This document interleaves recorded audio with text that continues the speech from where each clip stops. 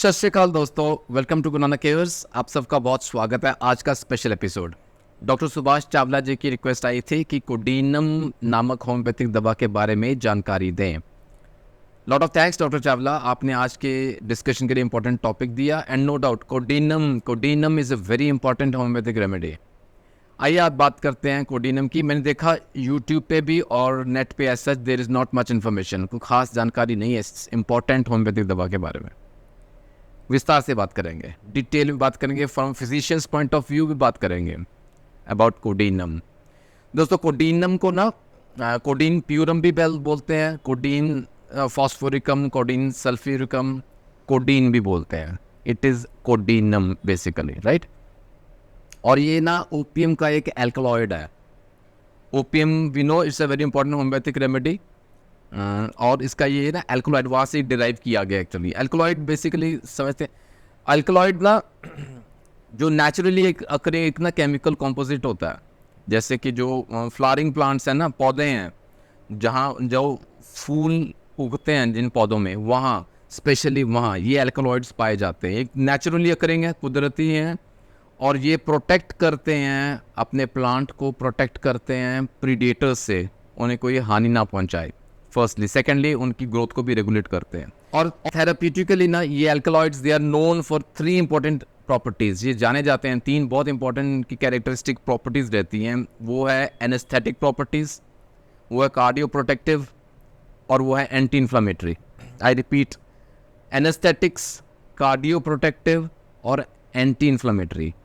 ये मैंने रिपीट भी क्यों किया, क्योंकि ये 3 इंपॉर्टेंट जो थेराप्यूटिक प्रॉपर्टीज़ हैं इन एल्कलॉइड्स में, कोडीन में, इसको यूज़ किया गया है होम्योपैथिकली। और हम सब के लिए, आप सब के लिए ये होम्योपैथिकली बहुत ही सेफ रेमेडी प्रस्तुत की गई है, bearing in mind these 3 important features of codeine. आइए इसका ना क्लिनिकल रोल समझते हैं। क्लिनिकल रोल समझने के लिए ना एक सिंपल सी एग्जांपल से आपको बताता हूँ, आपको इजीली अंडरस्टैंड हो जाएगा, समझ जाएंगे आप। आपने अपने सर्कल में, फैमिली में, परिवार में, सोशल सर्कल में, फ्रेंड्स में, दोस्तों में, या खुद में भी कई बार ने ऐसे सिम्टम्स देखे होंगे। कई बार ऐसी कंडीशन आती है ना, आप ऑब्जर्व करते हैं कि हमारी शरीर का कोई अंग, पर्टिकुलरली जो हमारी आर्म्स हैं, बाजू हैं, टांगे हैं या फेस है, the arms, the legs, lower extremities या फेशियल मसल्स, इसमें ना कई बार ना सडन अचानक से ना मूवमेंट शुरू हो जाती है। मूवमेंट पे इस प्रकार की जैसे जर्क्स आते हैं, जर्की झटके लगते हैं, अनकंट्रोलेबल रहता है, वो हमारे कंट्रोल में नहीं रहता है, अनइंटेंडेड रहता है। वो हम ना चाहते हैं, नहीं चाहते कि वो मूव करे, लेकिन वो मूव कर रहा है, हमारे कंट्रोल में नहीं है, और सडन है, अचानक से है। ये ना मूवमेंट डिसऑर्डर है, इसको कोरिया के नाम से जानते हैं। इस प्रकार की जो बॉडी के अंदर मूवमेंट्स होती हैं, जर्किंग मूवमेंट्स होती हैं, वो। Secondly blepharospasm. ब्लेफारोस्पाज्म एक टर्म यूज़ की जाती है। अच्छा, ये भी बड़ा कॉमन है, ये तो बहुत ही कॉमन है। आपने देखा होगा कई बार ना हमारी आंखें फड़फड़ाती हैं, कहते हैं ना, जो हमारी पलकें हैं, ट्विचिंग ऑफ आईलिड्स। दाई आंख फड़फड़ाती है, बाई फड़फड़ाती है, कहने में आता है कुछ अच्छा होने वाला है, कुछ बुरा होने वाला है, लेकिन ऐसा कुछ नहीं। लेकिन हाँ, ट्विचिंग ऑफ आईलिड्स कई बार ना इतना वो इरिटेट कर देती हैं, रुकती नहीं है, ख़त्म नहीं होती, वहाँ दवा की ज़रूरत पड़ती है। वी कॉल इट ब्लेफारोस्पाज्म, और यहाँ कोडीनम काम आती है। और ये जो अनकंट्रोल्ड स्क्वीजिंग, ट्विचिंग ऑफ हमारे आईलिड्स की होती है ना, हमारे पलकों की होती है, उसका पीछे का कारण समझे, इंटरेस्टिंग है, सोचा आपके साथ शेयर करूं। क्योंकि ना मसल फटीग होती है आइज़ की, कई बार नर्व फटीग की वजह से नर्व एंडिंग्स रहती हैं, वो फड़फड़ाती हैं। सेकेंडली स्लीप डेप्रीवेशन, नींद प्रॉपर ना आना, नींद की कमी होनी, ठीक है। Third is fatigue, general stress. And fourth is आजकल का बहुत कॉमन, स्क्रीन टाइम ज़्यादा हो रहा है, यानी कि मोबाइल पे ज़्यादा समय बिता रहे हैं, या मॉनिटर पे काफ़ी देर बैठना पड़ रहा है, देखना पड़ता है, स्क्रीन देखनी पड़ती है काफ़ी फॉर लॉन्ग टाइम, तो वहाँ ये दिक्कतें आती हैं, वहाँ ब्लेफारोस्पाज्म के सिम्टम्स आते हैं। तो इसको राहत कैसे मिलेगी? रेस्ट करें, स्ट्रेस को कम करें, और कई बार तो कैफीन कम करें ना, उससे भी राहत मिलती है। ना मिले ना, कोडीनम तो है ही है। अच्छा, इसके अलावा ना और कौन से क्लिनिकली इसको देखा गया, रोल इसमें देखा गया, दैट इज़ कॉन्स्टिपेशन, पेट में दर्द रहता है, कब्ज़ रहती है। अच्छा, कफ है, खांसी आती है, उसके भी पेक्यूलियर सिम्टम्स हैं, आगे डिटेल में बात करेंगे। स्किन के कुछ सिम्टम्स रहते हैं, त्वचा पे ना दिक्कतें आती हैं, प्रूवाइटिस एक टर्म है, वो समझेंगे। इचिंग है, खुजली है, किस प्रकार की रहती है, बड़ी कैरेक्टरिस्टिक फीचर है, वो भी बात करेंगे। एंड एक्जिमा, एक्जिमा जो होता है ना वो वहाँ भी काम आती है। कौन से ऐसे सिम्टम्स हैं जहाँ ये हेल्प करेगी, उसकी बात करेंगे। नंबनेस हो जाती है, सुनपन हो जाता है, ट्विचिंग्स होती हैं स्किन के, देखिए। Trembling of the body, body ने शिवर करती है, ट्रेम्बल करती है, कांपती है, ऐसे प्रॉब्लम्स रहती हैं। अच्छा, फिर ना वॉमिटिंग्स भी होती हैं, नोजिया है, वॉमिटिंग है। फॉर एग्जांपल प्रेगनेंसी के दौरान अगर वॉमिटिंग्स रहती हैं, वहाँ भी कोडिनम काम आती है। आइए इसका होम्योपैथिक रोल समझते हैं। होम्योपैथिकली थोड़ा वास्ट हो जाता है जैसे मैं बात करता हूँ, क्योंकि ना एक एक सिम्टम को लेके बात करते हैं डिटेल में, और बहुत इसका दायरा बढ़ जाता है जहाँ ये इफेक्टिव रहती है, जहाँ ये काम आती है, हेल्प करती है। ट्विचिंग्स ऑफ मसल्स तो है, ये कोरिया के सिम्टम्स हैं। ट्रेम्बलिंग ऑफ बॉडी भी है, मसल्स में स्पाजम्स उठते हैं, ये सब सिम्टम्स रहते हैं।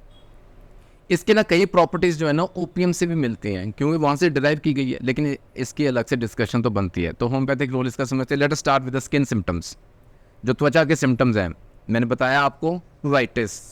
प्रूराइटिस एक टर्म यूज़ की जाती है जिसमें ना स्किन में ना इचिंग होती है, खुजली होती है, और इसमें ना बड़ी कैरेक्टरिस्टिक प्रकार की, बहुत डिफरेंट तरह की इचिंग रहती है, क्योंकि जब बंदा खुजलाता है ना उसके साथ वो वाला एरिया ना वो वार्म हो जाता है, वहाँ से सेक निकलता है, हीट निकलती है, वो वाला एरिया थोड़ा सा ना जैसे गर्म हो जाता है, वार्मथ। फिर साथ में नंबनेस, वहाँ सुनपन होना शुरू हो जाता है, साथ में प्रिकलिंग सेंसेशन, जैसे ना सुइयाँ सी चुभती हैं। इस प्रकार के सिम्टम्स रहते हैं। Pruritis very typical symptom to prescribe कोडीनम।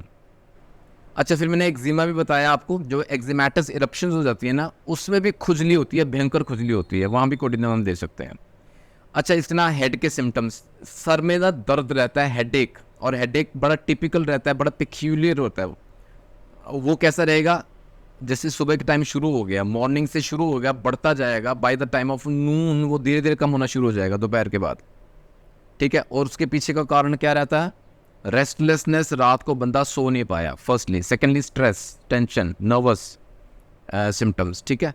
And then fatigue, fatigue तो है, थकान है, उस वजह से। अच्छा, रात की नींद भी डिस्टर्ब रहती है, बंदा सो नहीं पाता, बाय, क्योंकि वो इनवॉलंटरी मूवमेंट रहती है, वो ट्विचिंग्स होती रहती हैं, वो नींद में भी दिक्कत करते हैं। तो सुबह उसका सर में दर्द रहेगा, और दर्द भी ना बड़ा टिपिकल रहता है। जो हमारा ऑक्सीपिटल रीजन है, ऑक्सीपुट से लेके पीछे गर्दन में जाता है वो दर्द। And it can lead to convulsions in the back muscles, पीछे के जो मांसपेशियां ना मसल्स हैं उनमें कन्वर्शंस होते हैं। अच्छा, इसका ना ब्लैडर के सिम्टम्स वेरी डिफरेंट रहते हैं, क्योंकि मैंने बताया या मैं मिस कर गया, डायबिटीज़ के पेशेंट्स के लिए भी, शुगर के जो रोगी हैं उन पेशेंट्स में भी कोडीनम दी जा सकती है। वहाँ कहाँ देंगे, पर्टिकुलरली जाना, यूरिन की आउटपुट ज़्यादा है, पेशाब की मात्रा ज़्यादा आ रही है, यूरिन आउटपुट ज़्यादा है, इंक्रीज थर्स्ट है, प्यास ज़्यादा लगती है, गला सूखता है, बंदा ज़्यादा पानी पीता है, और अगर यूरिन का टेस्ट करवाएं ना उसके अंदर भी शुगर पाया जाएगा। सो डायबिटीज़ पेशेंट्स के लिए भी कोडीनम बहुत यूज। आइस के सिम्टम्स हम सब समझते हैं, blepharospasm we have already discuss, twitchings रहती हैं, लेकिन हाँ यहाँ अगैरिकस भी याद आती है। Agaricus is a very good remedy, लेकिन यहाँ ना अगर हम रब करें अपनी आँखों को ना तो उससे कुछ हद तक राहत मिलती है, कुछ हद तक राहत मिलती है। बंदे को प्यास ज़्यादा लगती है, पानी ज़्यादा पीता है, मैंने बताया जैसे शुगर के पेशेंट्स में भी गला सूखता है, मुंह सूखा रहता है, पानी ज़्यादा पीते हैं, यूरिन आउटपुट ज़्यादा रहता है। एंड सेकेंडली, और क्या है इसमें ना बड़ा पेक्यूलर है, खाने को इच्छा करती है कड़वे पदार्थ, समथिंग बिटर, कुछ कड़वा खाने को मन करता है। और लिम्स के सिम्टम्स हम सब जानते हैं, ट्विचिंग्स होती हैं आर्म्स एंड लेग्स की, लोअर एक्सट्रीमिटीज़ में नंबनेस भी होती है, और प्रिकलिंग सेंसेशन रहती है, सुइयाँ से चुभन रहती है। ये पर्टिकुलर सिम्टम्स रहते हैं। खांसी का सिम्टम बड़ा पेक्यूलियर रहता है, शॉर्ट है, इरिटेटिंग कफ है, लैरिंग्स के अंदर ना टिकलिंग सी, खुजली जैसे अंदर हो रही है गले के अंदर वहाँ, और ये सब सिम्टम्स बढ़ते हैं, एग्रेवेट होते हैं, they get worse at night, रात को सोते समय वो स्लीप डिस्टर्ब रहती है, जिससे सुबह मॉर्निंग हेडेक रहता है। देखिए सब लिंक्ड है आपस में, एक तो रेस्टलेसनेस की वजह से, फैटीग की वजह से, मैंने बताया ट्विचिंग ऑफ मसल्स, इनवॉलंटरी जो मूवमेंट रहती है, वाइब्रेशन, ट्रेम्बलिंग है टांगों की, हाथों की, वो सोने नहीं देती, तंग करती है। और कई बार तो खांसी है ना जो, वो रात को और बिगड़ जाती है, उस वजह से स्लीप डिस्टर्ब होती है, वो जो उस वजह से मॉर्निंग हेडेक होते हैं, ठीक है। You can remember this way. और स्टमक में मैंने बताया आपको, at the pit of the stomach, बिल्कुल बीचों बीच वहाँ दर्द रहेगा, पेन करेगा। डकार भी आते हैं ना खाली, लाइक इन पंजाबी कौन फूके डकार है ना, there is nothing in that, और कुछ रिलीफ नहीं मिलता। बेल्चिंग्स आर देयर, और वॉमिटिंग नोजिया रहता है, ये कुछ स्टमक के सिम्टम। और यहाँ ना आप 3 इंपॉर्टेंट मोडालिटीज़ भी समझें। जो दिक्कतें हैं ना वो बढ़ती हैं जब बंदा मूव करता है, they get worse on motion. Rest करने से, आराम करने से ना उसको राहत मिलती है बंदे को, दैट इज फर्स्ट वन, ठीक है। सेकेंडली, ये जो दिक्कतें हैं they get aggravated at night. Restlessness हो गया, खांसी का सिम्टम हो गया, कफ जो होगी, it gets worse at night, ठीक है। और तीसरा पेक्यूलियर मैंने आपको बताया, हेडेक्स हैं वो सुबह शुरू हो जाते हैं, दे गेट रियली वर्स, बिगड़ जाते हैं सुबह और शाम दोपहर के बाद उनको राहत मिलती है। ये बड़े पेक्यूलियर सिम्टम्स हैं फॉर कोडीनम। 3 इंपॉर्टेंट रेमेडीज के साथ हम इसे कंपेयर इजीली कर सकते हैं। एगैरिकस मैस्कैरियस से, जैसे एगैरिकस मैंने बताया, ट्विचिंग ऑफ आईलिड्स का सिम्टम बड़ा प्रोमिनेंट रहता है। ओपीएम तो इसका जहाँ से ये डिराइव किया गया है, पेट के दर्द में और कॉन्स्टिपेशन में, we can compare it with. और ऐसे ही आर्सेनिक एल्बम के साथ आप इसको कंपेयर कर सकते हैं, क्योंकि रेस्टलेसनेस है, arsenic patient is very restless.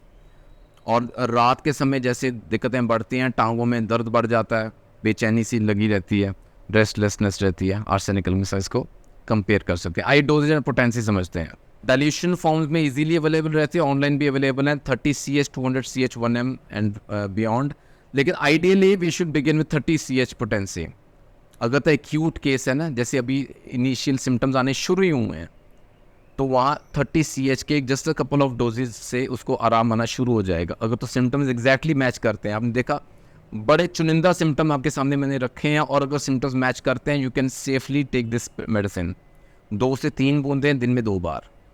और अगर क्रॉनिक सिम्टम्स हैं, क्रॉनिक दिक्कत है, पुरानी हो गई है समस्या, रात किसी तरीके से नहीं मिल पा रही, जैसे खांसी पुरानी है, रात को सोने नहीं देती, और जो दिक्कतें रहती हैं, ट्विचिंग्स हैं, इनवॉलंटरी मूवमेंट्स हैं, तो वहाँ 200 CH भी हम सेफली दे सकते हैं। दिन में 2 बार दें, 2 से 3 बूंदें।